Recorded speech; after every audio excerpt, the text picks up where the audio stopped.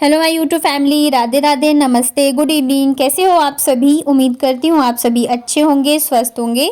स्वागत है आप सभी का नए व्लॉग में। तो शाम के बज रहे हैं अभी 5 और यहाँ पे बनाई है मैंने मेरे लिए चाय।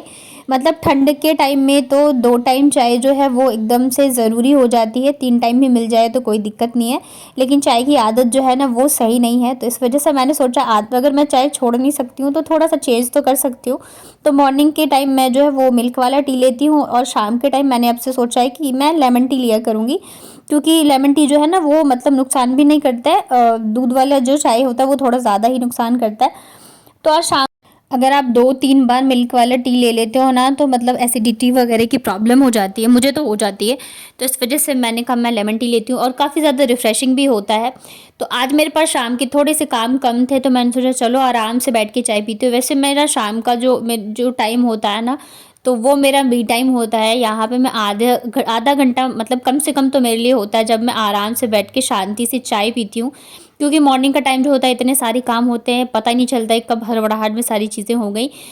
और आज थोड़े से काम भी कम थे। आप सोच रहे होंगे बच्चे कहाँ हैं, तो बच्चे दोनों यहीं बैठ के खेल रहे हैं रूम में और मैं यहाँ आराम से रज़ाई में बैठ के चाय पी रही थी और साथ में मतलब फ़ोन भी लेके मैं बैठ गई थी। और मेरी आदत है मैं फ़ोन पे ऐसे मतलब होता है ना रील्स देख लिया या आलतू फालतू की चीज़ें, तो मैं ऐसे कभी नहीं देखती हूँ। एक तो मुझे टाइम ही नहीं मिलता है फ़ोन वगैरह इतना ज़्यादा यूज़ करने का, और अगर मुझे मिलता भी है तो मैं हमेशा नॉलेज वाली चीज़ें देखती रहती हूँ, चाहे मैं यूट्यूब से रिलेटेड देखूँ, चाहे जो भी मतलब मुझे लगता है कि मुझे सीखनी है या मुझे करनी है तो उससे रिलेटेड चीज़ें मैं देखती रहती हूँ।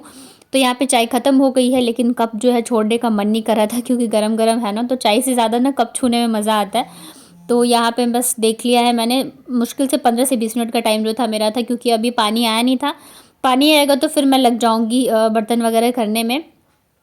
और सच बताओ ना तो सुबह या शाम एक बार अगर आप रज़ाई के अंदर घुस जाते हो ना तो फिर निकलने की जो है इच्छा वो होती नहीं रहती है। लेकिन बैठे बैठे तो काम चलना नहीं है हम हाउसवाइफ का।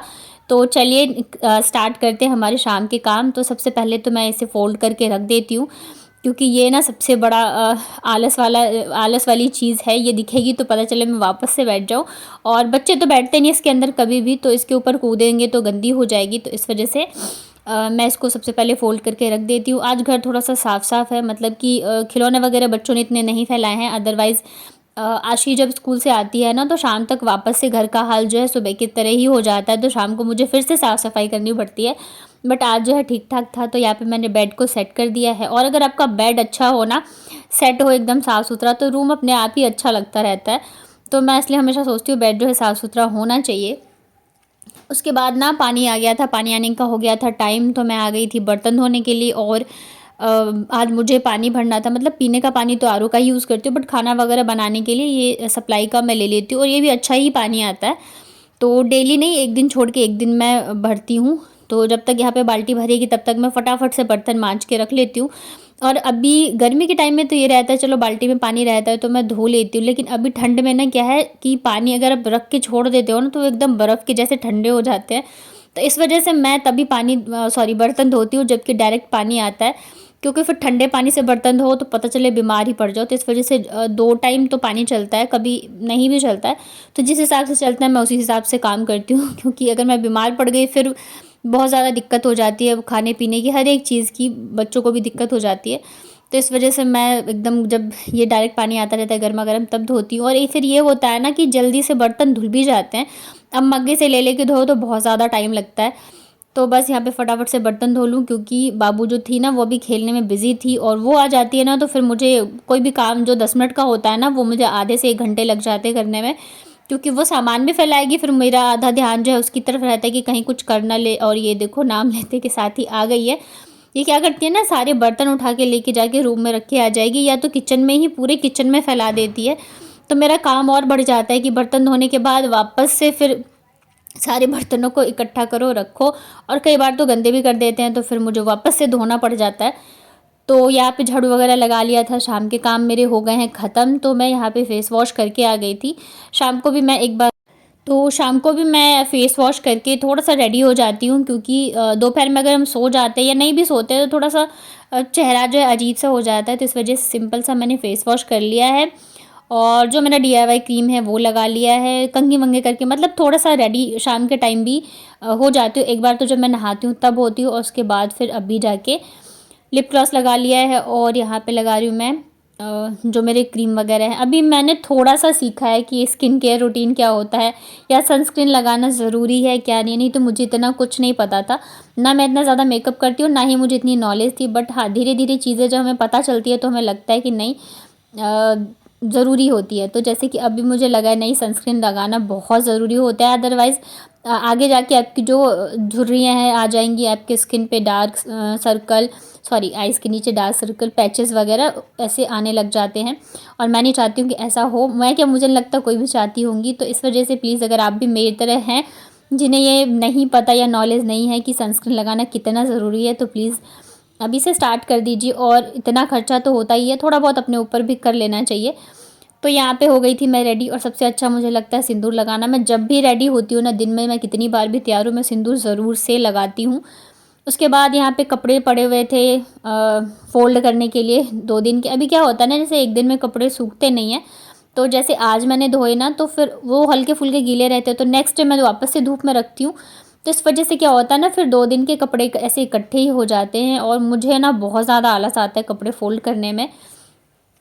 आप लोगों को कौन से काम में आलस आता है मुझे कमेंट में बताइएगा। मुझे सबसे ज़्यादा आलस इसमें आता है कपड़े फ़ोल्ड करने में। इसके अलावा कुछ भी करवा लो, मुझे बिल्कुल भी आलस नहीं आता है। लेकिन आलस करने से तो काम चलने वाला है नहीं। मन हो ना हो, आलस आए या कुछ भी हो, काम तो आपको करना ही है। और आज तो बहुत सारे कपड़े थे, मतलब ऐसे ढेर लगे पड़े थे। तो मैंने कहा फ़ोल्ड कर देती हूँ, क्योंकि फिर ना एक ही रूम है और ऐसे चेयर पे रख देती हूँ मैं, तो वो देखने में भी अच्छा नहीं लगता है। और बच्चे भी ना उठा के ऐसे फेंकते रहते हैं, तो वो पता चले वापस से गंदे हो जाए। तो इस वजह से अच्छा है कि टाइम पे फ़ोल्ड करके रख दो। और इतने सारे हैं ना, आज तो ख़त्म होने के नाम ही नहीं ले रहे थे। इनके काफ़ी सारे कपड़े, स्वेटर वगैरह थे जो मैंने धोए थे, धूप में डाले थे। तो इन सबको मैं फ़ोल्ड करके रख देती हूँ। सॉक्स वगैरह, सॉक्स तो मतलब डेली के हो जाते हैं बच्चों के, मेरे, इनके स्वेटर वगैरह हैं। तो काफ़ी सारे कपड़े हो गए थे फ़ोल्ड करते करते, मेरी एकदम बैंड बज गई थी। मन बिल्कुल नहीं कर रहा था कि करूँ। और यहाँ पे मैं फ़ोल्ड करी थी और बाबू लेके आई थी तौलिया, कह रही थी मुझे साड़ी पहना दो इससे। तो इतने छोटे तौलिए से मैं कैसे पहनाऊँ, तो इसे मैंने पहना दी। तो पीछे से आशी कह रही थी आप हर चीज़ उसे ही करते हो, मुझे नहीं करते। तो मुझे साथ ये बहुत ज़्यादा दिक्कत है, अगर कोई चीज़ छोटी सी छोटी चीज़ भी मैं एक को कर दूँ ना, तो दूसरा बोलने लग जाएगा आप तो उसी को प्यार करते हो, आप तो उसी को करते हो।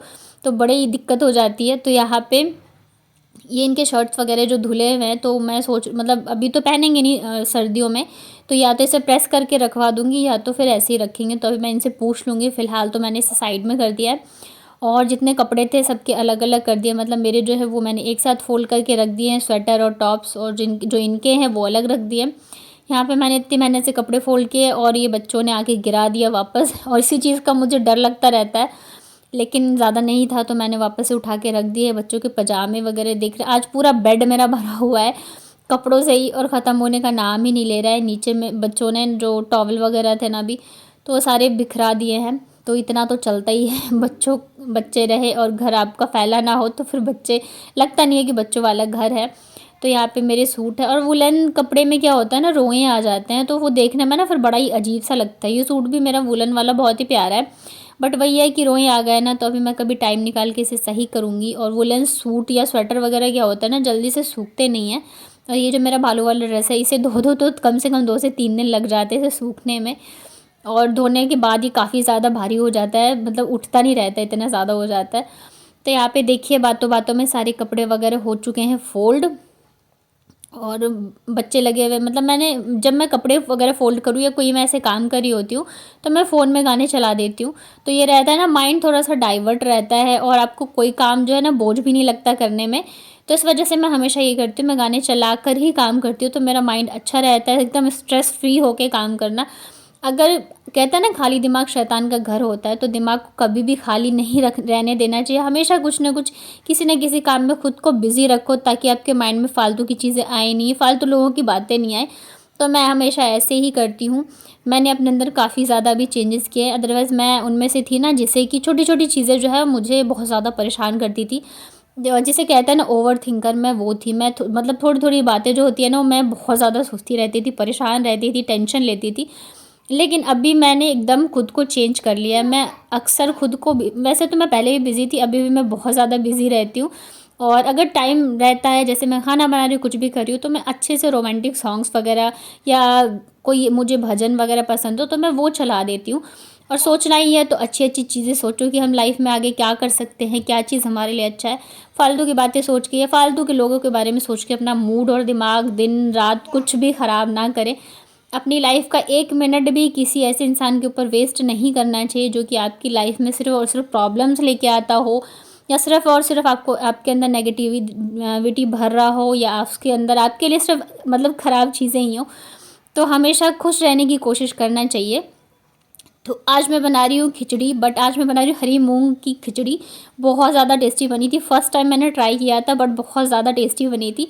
तो मैंने ना हरी जो मूंग होती है ना साबुत, उससे और चावल को नमक और हल्दी के साथ बॉईल कर लिया था। और यहाँ पे मैं कर रही हूँ तड़के की तैयारी। तो तेल में मैंने अदरक, लहसुन, हरी मिर्च, जीरा, तेज़पत्ता और प्याज, इन सबको मैं अच्छे से भून लेती हूँ। मतलब सिंपल जैसे हम सब्ज़ी के लिए मसाला भूनते हैं वैसे ही मैं भूनने वाली हूँ। तेज़पत्ता मैंने डाल दिया था, इससे थोड़ा अच्छा सा फ्लेवर आएगा खिचड़ी में। और मैं ना डर रही थी पता नहीं कैसा बनेगा, नहीं बनेगा, क्योंकि मेरे हस्बैंड की आदत है, अगर उन्हें कोई चीज़ पसंद आ जाती है तब तो ठीक है खा लेंगे, लेकिन नहीं पसंद आती है ना तो फिर वो बहुत मतलब बार बार वो टोन मारना होता है ना, बोलते रहेंगे क्या बना दिया तुमने, मतलब वो चिढ़ाते रहते हैं मुझे। तो इस वजह से थोड़ा सा रहता है। और ये रहता है ना कि अगर खाने पीने में अगर आप अच्छी अच्छी चीज़ें ही बना रहे हो तो फिर थोड़ा सा लगता रहता है कि बने ना बने। लेकिन मैंने सोचा चलो आज ट्राई करके देखते हैं। दो ही चीज़ होती है, या तो कोई चीज़ अच्छी बनती है या तो नहीं बनती है। बट बहुत ज़्यादा ज़बरदस्त बनी थी। मतलब जिस दिन मैंने बनाया वो उस दिन तो उन्होंने कुछ नहीं बोला, खा लिया। नेक्स्ट डे मुझसे कह रहे थे कि खिचड़ी तुमने बहुत ज़्यादा टेस्टी बनाई थी। तो आप लोग भी कभी ट्राई करना, हरी साबुत मूंग की खिचड़ी बहुत ज़्यादा टेस्टी बनेगी और हेल्दी भी होती है। तो यहाँ पे देखिए मसाले हमारे भुन गए हैं और खिचड़ी भी मतलब हो गई है। तो इसमें मैंने मसाले जो मैंने भुने थे वो डाल दिया है। और थोड़ा-सा मैं पानी डालूँगी क्योंकि थोड़ी-सी ये गाढ़ी-गाढ़ी सी लग रही थी और मेरे पतिदेव को ना थोड़ी-सी पानी वाली जो खिचड़ी होती है वो पसंद है। तो जो मसाले मैंने कढ़ाई में फ्राई किए थे उसी में मैंने पानी डाल के और इसमें डाल दिया था और बस 5 मिनट के लिए हम इसे चला लेते हैं। ऊपर से आप ना घी का तड़का, अगर आप डबल तड़का लगा के खाना चाहो तो वापस से घी और जीरे का, थोड़ी-सी गरम मसाला और लाल मिर्च डाल के तड़का लगा लो, बट मुझे नहीं इतना करना था। अदरवाइज़ फिर ज़्यादा तीखा हो जाता, बच्चे खाते नहीं, तो मैंने बस थोड़ा-सा बटर मेरे पास रह गया था, तो वो इसमें मैंने डाल दिया था। आप घी भी डाल सकते हो और बस इसे हम अच्छे से कर देंगे मिक्स और हमारी ये ज़बरदस्त वाली खिचड़ी जो है बन के रेडी है। बहुत ज़्यादा टेस्टी बनती है। कभी आपका सिंपल खाने का मन हो तो ज़रूर बनाना। तो खिचड़ी के साथ यहाँ पे मैंने पापड़ और आलू का चोखा तो बनता ही बनता है हमारे में खिचड़ी के साथ, और साथ में ये है लहसुन का अचार।